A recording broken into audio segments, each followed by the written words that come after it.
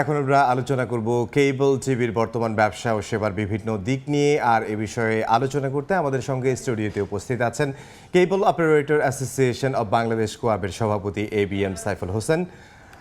আপনাকে স্বাগত জানাচ্ছি। ধন্যবাদ। শুরুতেই আমি আপনার কাছ থেকে যেটি জানতে চাইবো যে কেবল অপারেটর যে সংগঠন রয়েছে কোয়াবের তো আপনি সভাপতি, আপনাদের ব্যবসার কি পরিস্থিতি এই প্রেক্ষাপটে যদি একটু জানাতেন। ধন্যবাদ। কেবল টিভি বিজনেসটি আমরা শুরু করেছি 1992-93 থেকে। দীর্ঘ 28 বছর যাবৎ আমরা এই সেবাটি দিয়ে আসছি এবং আমরা ধীরে ধীরে এই বিজনেসটাকে এমন একটা পর্যায়ে নিয়ে গিয়েছি যে আমাদের এই বিজনেসের উপর আজকে বাংলাদেশে যে দেশীয় মালিকানাধীন 36টা বা 37টা চ্যানেল আছে, সেই চ্যানেলগুলোও সম্পৃক্ত। আমরা 2008 সাল থেকেই আমাদের এই ডিজিটালাইজেশন কেবল টিভি সেক্টরটিকে ডিজিটালাইজেশন করার জন্য আমরা আমাদের কার্যক্রম শুরু করেছি এবং সারা বাংলাদেশে প্রায় 500-র উপরে নেটওয়ার্ক অলরেডি আমরা ডিজিটালাইজ কমপ্লিট করেছি। আমরা সক্ষম ডিজিটালাইজেশন করার জন্য, বাট আনফর্চুনেটলি গত 16 বছর যাবৎ আমরা সরকার থেকে যে একটি গাইডলাইন প্রণয়ন করা প্রয়োজন বা যে সঠিক একটি নীতিমালা বা একটি দিক নির্দেশনা, যেটা বিধিমালা বা আইন অনুযায়ী এটা বাস্তবায়ন করার জন্য যে প্রক্রিয়া দরকার, সেটার ব্যাপারে আমরা সরকারকে বিভিন্ন সময়ে দাবি জানিয়ে আসছি। আমরা একটি সঠিক আইন প্রণয়ন করা বা একটি গাইডলাইন প্রণয়ন করার জন্য দাবি জানিয়ে আসছি, কিন্তু এখন পর্যন্ত সেই ডিজিটালাইজেশনটা আমরা বাস্তবায়ন করতে পারিনি। আমরা সর্বশেষ বর্তমান যে আমাদের মাননীয় তথ্য উপদেষ্টা আছেন, ওনার সাথে বসে এসেছি। ওনাকেও আমরা আমাদের বর্তমান ব্যবসার যে সমস্যাগুলো আছে সেগুলো তুলে ধরেছি এবং এই সমস্যাগুলো এমন এক পর্যায়ে এসে দাঁড়িয়েছে যে এই সমস্যাগুলো যদি এইভাবে চলতে থাকে তাহলে আমাদের কেবল অপারেটর যারা আছি আমাদের আর বেশি দিন সার্ভাইভ করা সম্ভব নয়। একটু পরিষ্কার হতে চাই, এই যে আমরা রাস্তাঘাটে দেখি বা বিভিন্ন জায়গায় দেখি অনেক তার, তো আপনাদের কেবল অপারেটর অ্যাসোসিয়েশনের যেহেতু সভাপতি, এই যে তারের বিষয়টা এটাকে সলিউশন করা, ডিজিটাইজ করা, সেটা কি আসলেই সম্ভব এবং সেটা কি আপনারা উদ্যোগ নিয়েছেন? যেটি একটু আগেই বলছিলেন যে আপনি ডিজিটাইজেশনের জন্য আপনারা কাজ করেছেন এবং বিভিন্ন জায়গায় করেছেন, এতে কি কোনো সমস্যা হয় কি না, বা যে কয় জায়গায় করেছেন আর কি? দেশের একজন নাগরিক হিসেবে এই যে রাস্তায় যে তারের জঞ্জাল, সেটা আমাকেও পীড়া দেয়। আমরাও চাই আমার সিটিটা একটু স্মার্ট হোক, সুন্দর দেখতে হোক, কিন্তু আপনি জানবেন যে এই যে তার, এই তারের অধিকাংশই ইন্টারনেট সার্ভিস প্রোভাইডার যারা আছেন তাদের তার। আমাদের কেবল অপারেটর তার কোনো এলাকায় একটি বা দুটির বেশি নেই, কারণ আমরা প্রথম থেকেই সেভাবে আমাদের সার্ভিস লাইনগুলোকে আমরা ইনফ্রাস্ট্রাকচার বিল্ড আপ করেছি। এই তারগুলোকে সরাতে হলে যে জিনিসটি প্রয়োজন, আপনার একটা বিকল্প ব্যবস্থা করা প্রয়োজন। এই তারগুলোকে আন্ডারগ্রাউন্ডে নিতে হলে আমাদের বাংলাদেশে বর্তমানে 3টি এনটিটিএন কোম্পানি যারা এই কার্যক্রমের সাথে জড়িত, কিন্তু তারা সর্বক্ষেত্রে সর্ব জায়গায় এই এনটিটিএনের মাধ্যমে যে কানেক্টিভিটিটা আমাদের দরকার সেটা তারা এখনও সক্ষম হয়নি। বিধায় এই তারগুলো এভাবে জঞ্জাল হয়ে আছে, বা এই তারের জঞ্জাল অবশ্যই অপসারণ করা উচিত। আমরাও চাই, আমরাও কয়েকবার উদ্যোগ নিয়েছি। আমরা কেবল অপারেটররা সক্ষম অনেকাংশে এই তারের জঞ্জাল সরিয়ে সার্ভিস দিতে সক্ষম, কারণ আমাদের একটি বা দুটি তারের বেশি কোনো এলাকাতেই নেই। ম্যাক্সিমাম যে তারগুলো আছে সেগুলো ইন্টারনেট সার্ভিস প্রোভাইডার। বিগত দিনেও এই নিয়ে সরকার উদ্যোগ নিয়েছে, সিটি কর্পোরেশনের সাথে বসেছি, আমরাও বিকল্প একটি ইনফ্রাস্ট্রাকচার বিল্ড আপ করার চেষ্টা করেছি, কার্যক্রম চলছে। আচ্ছা, আপনারা বিভিন্ন দাবি দেওয়া নিয়ে 5 দফা দাবি আপনারা করেছেন এবং সেটা 25 তারিখের মধ্যে না মানলে আপনারা হয়তো অন্য কোনো ডিসিশনে যাবেন। যেটা ডিসিশন নেবেন সেটা আমরা জানবো, কিন্তু এই 5 দফা সম্পর্কে যদি আমাদেরকে একটু বলতেন। দেখেন, 5 দফা বলতে আমরা আমাদের যে বর্তমান কেবল টিভি বিজনেসের যে প্রেক্ষাপট, সেই প্রেক্ষাপটে আমাদের যে সমস্ত সমস্যাগুলো বিদ্যমান সেগুলো থেকে উত্তরণের জন্যই আমাদের এই চাহিদাটা। প্রথম যে ব্যাপারটি সেটি হলো যে OTT platform over the top, সারা বিশ্বে ওটিটি প্ল্যাটফর্ম কন্টেন্ট বেসড, কিন্তু আমাদের দেশে অনেকটা বেআইনিভাবেই পাইরেসির মাধ্যমে হোক বা লিগেলভাবেই হোক যে linear TV channel, live TV channel সম্প্রচার করা হচ্ছে এবং সেটা সম্প্রচার করা হচ্ছে বিনা পয়সায়। থোক একটা অ্যামাউন্ট দিয়ে তারা চ্যানেলগুলো নিয়ে আসছে, সেই চ্যানেলগুলো নিয়ে এসে তারা সেগুলোকে বিনা পয়সায় কাস্টমার এন্ডে দিচ্ছে। এখন বলতে পারেন যে গ্রাহক বিনা পয়সায় পেলে আপনাদের অসুবিধা কী? আমি সরকারি আইন মেনে বৈধ ডিস্ট্রিবিউটরের কাছ থেকে চ্যানেল নিয়ে যখন আমি কাস্টমার এন্ডে যাচ্ছি তখন কিন্তু আমি বিনা পয়সা তাকে সেই সার্ভিসটি দিতে পারছি না। ঠিক একইভাবে আমি যখন কেবল টিভি অ্যাক্ট 2006 অনুযায়ী বিজনেস করতে যাচ্ছি আমাকে ক্লিন ফিট চ্যানেল সরবরাহ করতে হচ্ছে।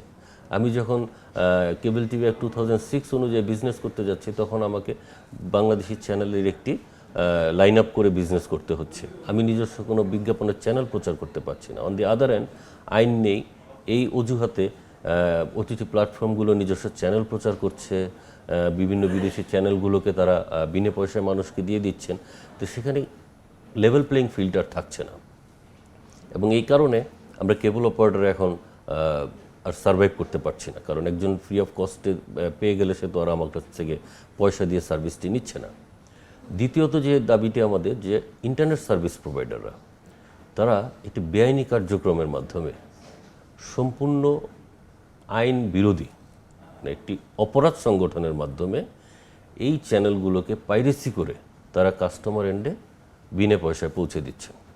দেদারসে 5ই আগস্টের পট পরিবর্তনের পর আইন না মানার যে একটা প্রবণতা, সেই প্রবণতার প্রেক্ষিতে এখন তারা খুব জোরে সোরে এই সার্ভিসটি কাস্টমার এন্ডে পৌঁছে দিচ্ছেন, যে কারণে আমরা কেবল অপারেটররা চরম ক্ষতিগ্রস্ত হচ্ছি।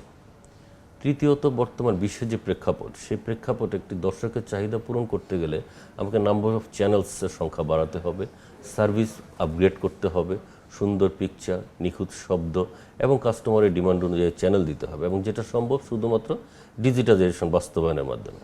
এবং এই ডিজিটাইজেশন বাস্তবায়ন করতে গেলে আমাকে অবশ্যই সরকারের একটি সুনির্দিষ্ট গাইডলাইন লাগবে, যে গাইডলাইনের পরিপ্রেক্ষিতে আমাদের এই বাস্তবায়নটা সম্ভব। তিন নম্বর দাবি ছিল আপনাদের। চতুর্থ যে দাবি, আমি একজন কেবল অপারেটর। আমি 28 বছর আগে আমি বিল্ড আপ করেছি আমার ইনফ্রাস্ট্রাকচার। আমি টেকনাফ থেকে তেঁতুলিয়ার সমস্ত অঞ্চলে, গ্রামে গঞ্জে, প্রত্যন্ত অঞ্চলে আমি কাস্টমার কাছে পৌঁছেছি আমার এই বিনোদন সেবা সার্ভিসটি নিয়ে। সেই ক্ষেত্রে আমার এই ইনফ্রাস্ট্রাকচার সাপোর্ট করে, টেকনোলজি সাপোর্ট করে আমরা লাইসেন্স নিয়েও বিভিন্ন সময়ে ইন্টারনেট সার্ভিস কাস্টমার এন্ডে পৌঁছে দিচ্ছিলাম। 2020 সালে বিটিআরসি থেকে একটি গাইডলাইন প্রণয়ন করা হলো 7-6 ধারা, যেখানে বলা হয়েছে যে যারা কেবল টিভি ব্যবসার সাথে সম্পৃক্ত আছে শুধুমাত্র তারাই ইন্টারনেট বিজনেস করতে পারবে না। সারা বাংলাদেশের সমস্ত শ্রেণী পেশার মানুষ ইন্টারনেট বিজনেস করতে পারবে, কিন্তু শুধুমাত্র কেবল অপারেটর যারা আছেন তাদের সক্ষমতা থাকা সত্ত্বেও তারা সেই বিজনেসটা করতে পারবেন না, যেটি একটি মৌলিক অধিকারের পরিপন্থী। এবং এমন আইন পৃথিবীর কোথাও আছে বলে আমাদের জানা নেই, বাংলাদেশেই সম্ভব। এবং এই মৌলিক মানে আমার যে অধিকার, সেই অধিকারের বিপরীতে যে আইনটি আছে সেই আইনটি বাতিল চাচ্ছি আমরা। অধিকার খর্ব করে। জি। পঞ্চম যে দাবিটি আমাদের, সেটা হলো যে আমাদের সাথে কোনো রকম আলাপ আলোচনা না করে এবং আমার যে বিজনেসে বর্তমান যে প্রেক্ষাপট, সেই প্রেক্ষাপটের এগেনস্টে যেহেতু আমার লাইসেন্সিং কর্তৃপক্ষ বিটিভি, বাংলাদেশ টেলিভিশন তথ্য মন্ত্রণালয়ের অধীনে, সে বিটিভি ইচ্ছে করলে পারে এই যে ডিসক্রিমিনেশনগুলো হচ্ছে আমাদের সাথে, যে অন্যায়গুলো সংগঠিত হচ্ছে, এর বিরুদ্ধে সঠিক ব্যবস্থা নেওয়া এবং এগুলো দমনে তাদের উদ্যোগ থাকা প্রয়োজন। প্লাস আমার বর্তমান ব্যবসার যে প্রেক্ষাপট, সেই প্রেক্ষাপটে বর্ধিত লাইসেন্স ফি দিয়ে আমার লাইসেন্স নবায়ন করা আমাদের পক্ষে সম্ভব নয়। তা আমরা চাই বিটিভি তাদের এই বর্ধিত লাইসেন্স ফি বাতিল করে আমাদের যে স্বাভাবিক যে কার্যক্রমগুলো আছে বা আমাদের বিজনেস যেন আমরা নিরাপদে চালিয়ে যেতে পারি, সে ব্যাপারে তারা একটা পদক্ষেপ নেয়। এই পদক্ষেপ নেওয়ার জন্য আপনারা 5টি দাবি আসলে তুলে ধরেছেন। এই দাবিটা বাস্তবায়নের জন্য আপনারা 1 মাস সময় দিয়েছেন, যেটি এ মাসের 25 তারিখে শেষ হবে। এখন দাবি আদায় না হলে পরবর্তী কর্মসূচি আপনারা কি নেবেন, বা আপনারা কি আশা করছেন আপনাদের দাবিগুলো মেনে নেবে? আমরা অবশ্যই আশা করছি আমাদের যে দাবি, সেই দাবিগুলো যদি যৌক্তিক হয়, সরকার যদি মনে করে যেগুলো আমাদের যৌক্তিক দাবি এবং আসলে এই ধরনের বৈষম্যগুলো আমাদের সাথে হচ্ছে, তাহলে আমরা আশা করি বর্তমান বৈষম্যহীন নতুন বাংলাদেশে আমরা যে বৈষম্যের শিকার হচ্ছি সে ব্যাপারে সরকার অবশ্যই ব্যবস্থা নেবেন। কারণ আমরা মানুষকে বিনোদনের সেবা পৌঁছে দিচ্ছি, মানুষের ঘরে ঘরে সংবাদ পৌঁছে দিচ্ছি। আমরা চাই সরকার আমাদের এই সেক্টরটির প্রতি সদয় হবেন এবং আমাদের যে দাবিগুলো আছে, যৌক্তিক যে দাবিগুলো আছে, সেগুলোর ব্যাপারে যথাযথ পদক্ষেপ নেবেন এবং আমরা আশা করি এর মধ্যেই সরকার ব্যবস্থা নেবেন। আর যদি না নেয় আর আমরা যদি ব্যর্থ হই, তাহলে আমি একজন ব্যবসায়ী হিসেবে আমি লোকসান দিয়ে বিজনেস করতে পারবো না। বর্তমান আমার ব্যবসার যে পরিস্থিতি, তাতে করে ব্যবসার সামগ্রিক ব্যয় নির্বাহ করে আমার এই বিজনেসে টিকে থাকাটা অসম্ভব হয়ে দাঁড়িয়েছে। সেই ক্ষেত্রে হয়তো আমরা বিকল্প ব্যবসার দিকে আমাকে যেতে হবে বা আমার এই ব্যবসা বন্ধ করে দিতে হবে, এটা ছাড়া তো আমার সামনে আর কোনো I don't have any choice.